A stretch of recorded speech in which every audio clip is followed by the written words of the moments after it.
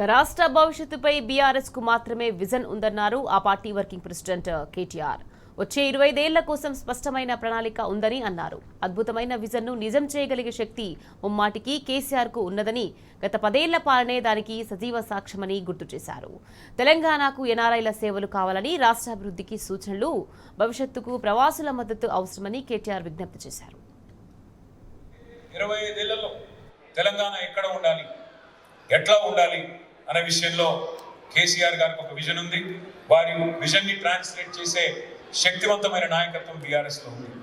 తప్పకుండా ఇది ఒక వ్యక్తి కళనో ఒక సంస్థ కళనో కాదు.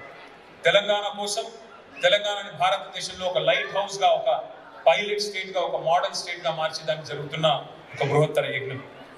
ఉడుకు నెత్తురుతో ఉరకలాడుతున్న యువత ఎవరైతే ఉన్నారో వారిని కనుక మనం ఛానలైజ్ చేయగలిగితే, వారిని కనుక సరిగ్గా వారి తెలివితేటలు సద్వినియోగం చేసుకోగలిగితే తప్పకుండా అద్భుతాలు సృష్టించవచ్చు.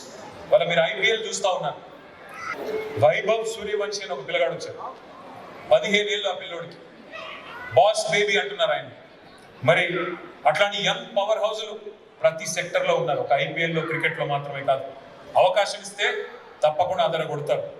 ఈ జెన్ జీ ఏదైతే ఉందో వాళ్ళ శక్తిని, యుక్తిని సవ్యంగా వాడుకుంటే మనం కూడా అద్భుతాలు తప్పకుండా సృష్టించవచ్చు అనే విశ్వాసం నాకుంది. కానీ ఇంకా చాలా జరగాలి.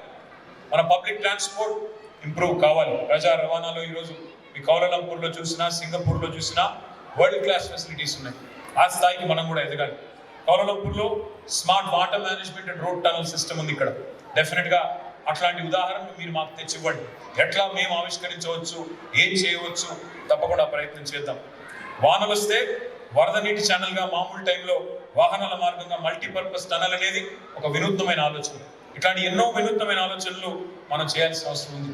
మలేషియాలో ఇందాక మా మిత్రులు చెప్తున్నారు, ప్రతిరోజు 10 నిమిషాలన్నా వాన పడుతుందన్నా అని చెప్తున్నారు.